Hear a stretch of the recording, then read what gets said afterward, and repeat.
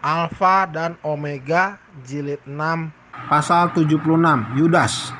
Sejarah Yudas menunjukkan akhir suatu kehidupan yang menyedihkan yang sebenarnya dapat dihormati Allah. Seandainya Yudas sudah meninggal sebelum perjalanannya ke Yerusalem, ia akan dianggap sebagai orang yang layak mendapat tempat di antara ke-12 murid, dan seorang yang kepergiannya terasa sebagai suatu kehilangan besar. Kejijikan yang telah mengikuti dia berabad-abad lamanya tidak ada kalau bukan oleh tabiat yang dinyatakan pada akhir sejarah hidupnya. Tetapi ada maksud tabiat itu dipaparkan kepada dunia. Hal itu hendaknya menjadi amaran kepada semua orang, sebagaimana halnya dengan dia mengkhianati tanggung jawab yang suci. Sedikit waktu sebelum Paskah, Yudas telah memperbarui perjanjiannya dengan para imam untuk menyerahkan Yesus ke tangan mereka. Kemudian diadakan persetujuan untuk menangkap juru selamat di salah satu tempat berasing, tempat merenung dan berdoa. Sejak pesta di rumah Simon, Yudas telah mendapat kesempatan untuk menyaksikan perbuatan yang telah dijanjikannya hendak dilakukannya. Tetapi niatnya tidak berubah. Untuk 30 keping perak harga seorang hamba, ia menjual Tuhan kemuliaan itu kepada kehinaan dan kematian. Dengan sendirinya Yudas mempunyai kelobaan yang besar akan uang, tetapi ia tidak selamanya cukup bejat. Untuk melakukan suatu perbuatan seperti ini, ia telah memupuk roh keserakahan yang jahat. Itu sampai hal itu telah menjadi motif kehidupannya yang mengendalikan dia. Cinta akan mamon melebihi cintanya bagi Kristus. Oleh menjadi hamba kejahatan, ia menyerahkan dirinya kepada setan untuk dihanyutkan lebih jauh dalam dosa. Yudas telah menggabungkan diri dengan murid-murid ketika orang banyak sedang mengikuti Kristus. Ajaran juru selamat menggerakkan hati mereka ketika mereka terpesona mendengar perkataannya yang diucapkan di dalam rumah sembahyang. Di tepi pantai, di atas gunung, Yudas melihat orang sakit, orang timpang, orang buta berduyun-duyun datang kepada Yesus dari kota-kota. Ia melihat orang yang hampir mati dibaringkan di kakinya. Ia menyaksikan perbuatan juru selamat yang ajaib dalam menyembuhkan orang sakit, mengusir setan dan membangkitkan orang mati. Ia merasa dalam dirinya sendiri bukti kuasa Kristus. Ia mengakui ajaran Kristus sebagai sesuatu yang jauh melebihi segala ajaran yang sudah pernah didengarnya. Ia mengasihi guru besar itu dan ingin bersama-sama dengan dia. Ia merasakan suatu kerinduan untuk diubahkan dalam tabiat dan kehidupan, dan ia mengharapkan untuk mengalami hal ini dengan jalan berhubungan dirinya dengan Yesus. Juru selamat tidak menolak Yudas. Ia memberi dia suatu tempat di antara ke-12 murid. Ia mempercayai dia untuk melakukan pekerjaan seorang evangelis. Ia mengaruhinya nilai kuasa untuk menyembuhkan yang sakit dan mengusir setan.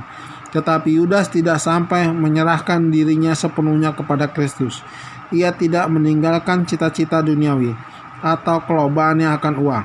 Meskipun ia menerima jabatan pekerjaan Kristus, ia tidak menempatkan dirinya di bawah pengaruh ilahi. Ia merasa bahwa ia dapat berpegang teguh pada pertimbangan dan pendapatnya sendiri, dan ia memupuk suatu pembawaan untuk mengkritik dan menuduh.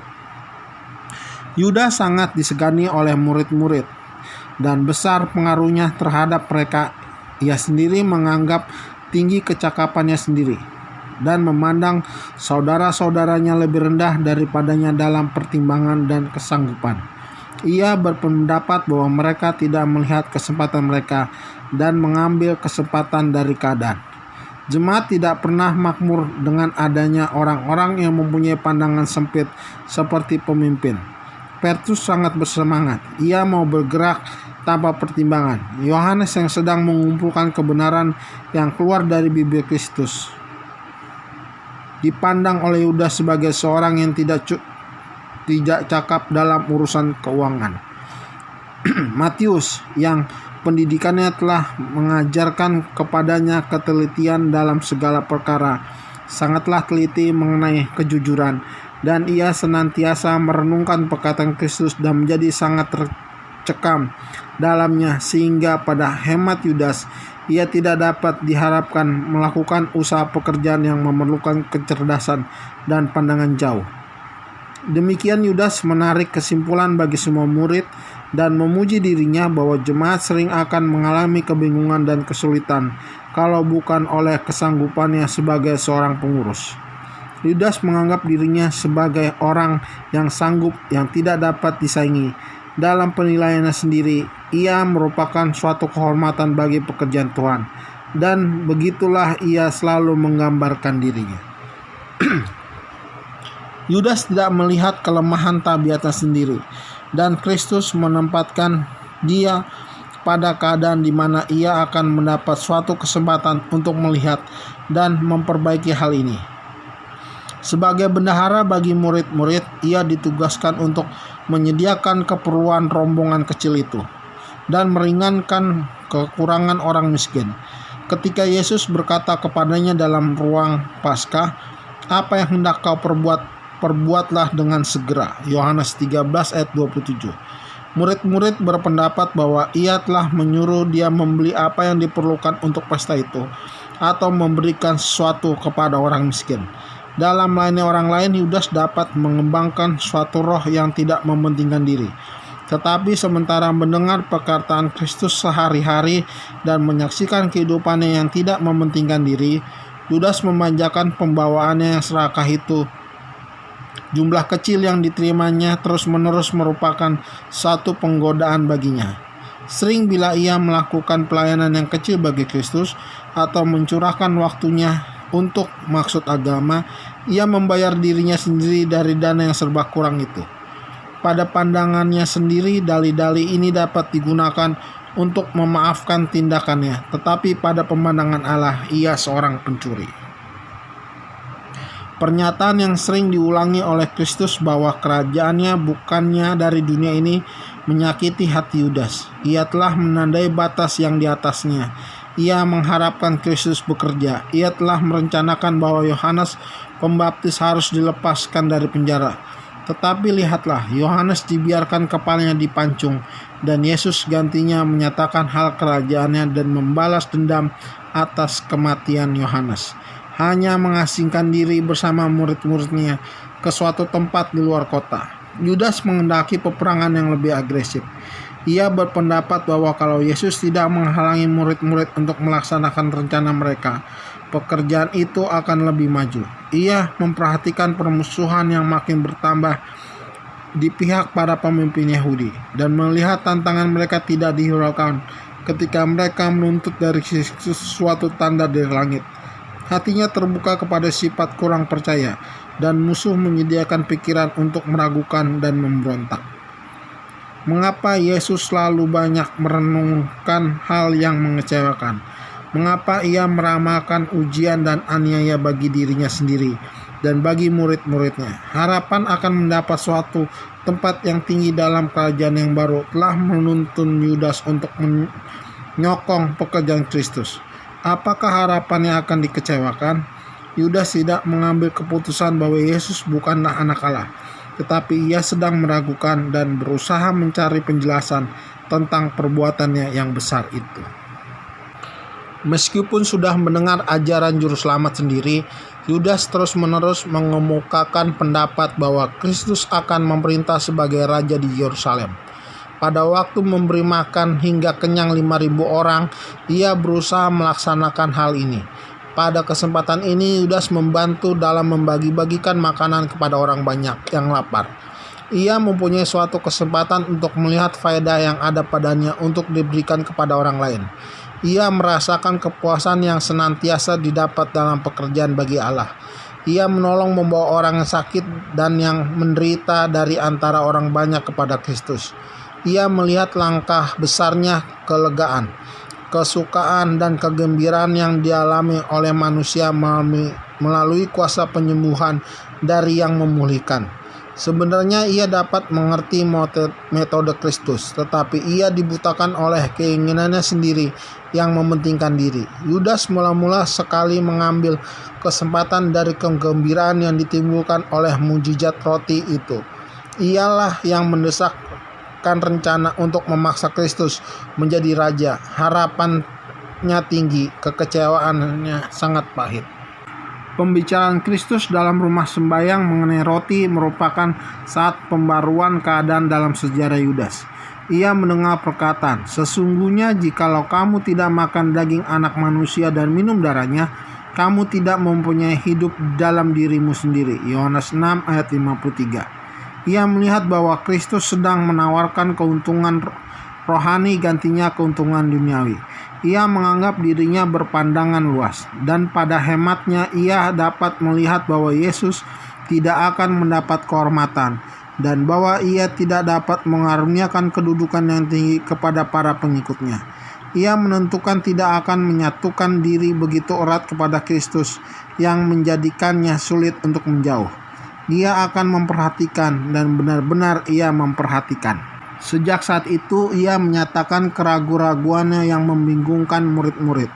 Ia memasukkan pertentangan dan perasaan yang menyesatkan, mengulangi bantahan yang didesakan oleh ahli Taurat dan orang Farisi terhadap tuntutan Kristus. Segala kesusahan dan kemalangan kecil dan besar, kesulitan dari hal yang tampaknya menghalangi perkembangan Injil, ditafsirkan oleh Yudas sebagai bukti yang melawan kebenarannya. Ia mengemukakan ajas-ajas kitab suci yang tidak dapat menghubungkannya dengan kebenaran yang sedang ditunjukkan oleh Kristus. Ayat-ayat ini yang tidak ada hubungannya membingungkan murid-murid dan menambahkan keadaan putus asa yang senantiasa menekan mereka. Meskipun demikian, segala perkara ini dilakukan oleh Yudas sedemikian rupa sehingga tampaknya ia sangat cermat. Dan sementara murid-murid berusaha mencari bukti untuk menguatkan perkataan guru besar itu, Yudas menuntun mereka pada jalan lain dalam keadaan yang hampir tidak kentara. Demikianlah dalam cara yang sangat taat kepada agama dan tampaknya bijaksana, ia sedang mengemukakan perkara-perkara dalam terang yang berbeda dengan terang yang di dalamnya Yesus telah memberikannya, dan mengenakan pada perkataannya makna yang tidak dimaksudkannya. Anjuran-anjuran senantiasa membangkitkan suatu keinginan yang ingin mencari nama untuk mendapat pengangkatan duniawi, dan dengan demikian mengalihkan perhatian murid-murid dari perkara-perkara penting yang seharusnya mereka pertimbangkan. Perselisihan tentang siapa dari mereka harus menjadi yang terbesar umumnya dibangkitkan oleh Yudas. Ketika Yesus mengemukakan syarat untuk menjadi murid kepada penghulu muda yang kaya, Yudas merasa tidak senang. Pada hematnya selalu suatu kekeliruan telah diadakan. Jika orang-orang seperti penghulu ini dapat dihubungkan dengan orang-orang percaya, mereka akan menolong penyokong pekerjaan Kristus. Ia berpendapat bahwa kalau saja Yudas diterima sebagai penasihat, ia dapat menganjurkan banyak rencana yang menguntungkan sidang yang kecil itu. Prinsip-prinsip dan metode-metode yang akan agak berbeda dengan yang berasal dari Kristus, tapi dalam hal ini ia pikir dirinya lebih bijaksana daripada Kristus. Dalam segala sesuatu yang dikatakan Kristus kepada murid-muridnya, ada sesuatu yang tidak disetujui Yudas dalam hatinya. Di bawah pengaruhnya, ragi perasaan kurang puas bekerja dengan cepat. Murid-murid tidak melihat perantaraan yang sebenarnya dalam segala perkara ini. Tapi Yesus melihat bahwa setan sedang memberikan sifat-sifatnya kepada Yudas, dan dengan demikian membuka suatu saluran yang dengan perantaraan itu dapat mempengaruhi murid-murid lain. Inilah yang dinyatakan oleh Kristus tahun sebelum ia diserahkan. "Bukankah aku sendiri yang telah memilih kamu yang 12 ini?" katanya. "Namun seorang di antara kamu adalah iblis." Yohanes 6 ayat 70. Meskipun demikian, Yudas tidak melawan dan tampaknya tidak meragukan pelajaran-pelajaran juru selamat. Ia tidak bersungut secara lahir sampai pada waktu diadakan pesta di rumah Simon. Ketika Maria mengurapi kaki juru selamat, Yudas menunjukkan pembawaannya yang serakah. Ketika ditegur oleh Yesus, perangainya yang sebenarnya tampaknya menjadi amat pahit. Keangkuhan yang dilukai dan keinginan hendak membalas dendam merubuhkan penghalang, dan keserakahan yang sudah lama dimanjakannya menguasai dia. Inilah yang menjadi pengalaman setiap orang yang bersekongkol dengan dosa. Unsur-unsur kerusakan tabiat yang tidak dilawan dan dikalahkan menyambut penggodaan setan, dan jiwa itu ditawan atas kemauannya sendiri. Tetapi Yudas belum mengeraskan hatinya sepenuhnya, malah sesudah 2 kali ia bertekad hendak menyerahkan juru selamat, masih ada kesempatan untuk bertobat. Pada perjamuan Paskah, Yesus membuktikan keilahiannya dengan menyatakan niat si pengkhianat itu. Dengan lemah lembut dimasukkannya Yudas dalam pelayanan kepada murid-murid, tetapi seruan kasih yang terakhir tidak dihiraukan. Dengan demikian perkara Yudas diputuskan, dan kaki yang telah dibasuh oleh Yesus berjalan keluar untuk melakukan pekerjaan pengkhianatan.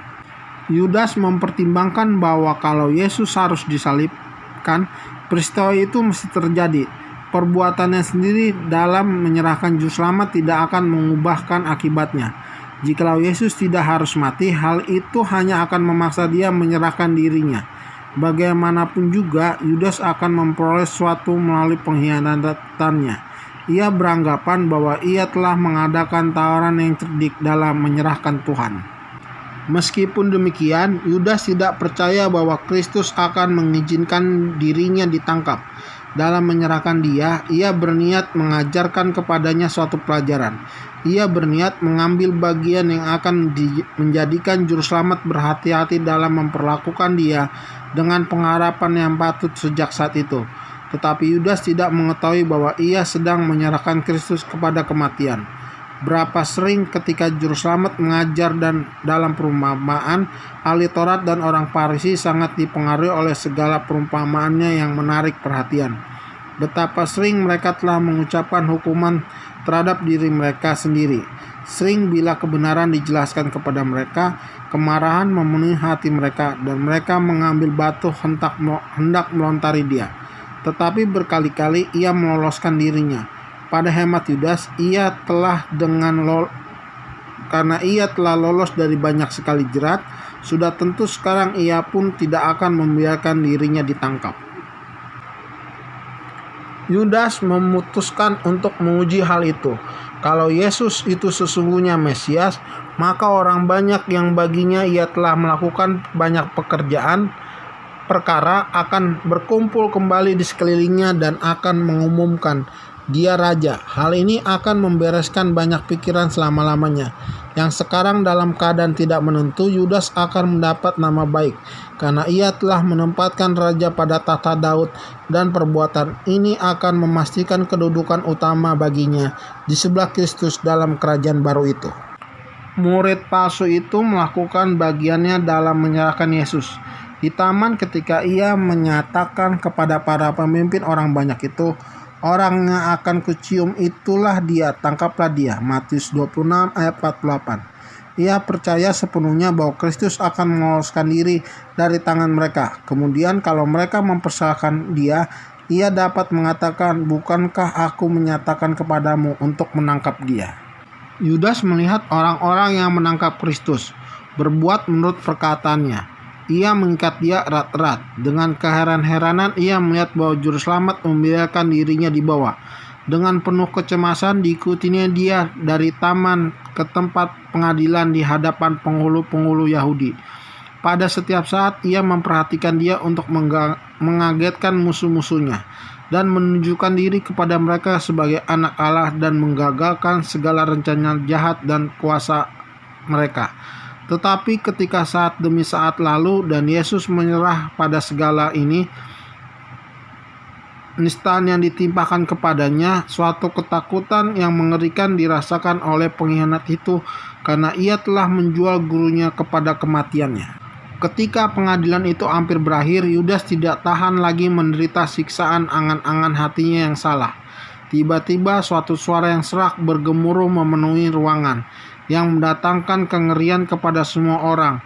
Ia tidak bersalah, kasihanilah dia, oh Kayafas.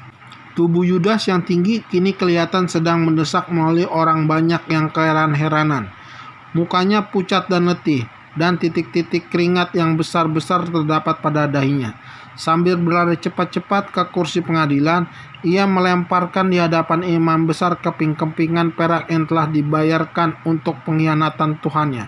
Sambil memegang jubah Kayafas, ia memohon kepadanya untuk melepaskan Yesus, dengan menyatakan bahwa ia tidak berbuat sesuatu yang patut diganjar dengan kematian.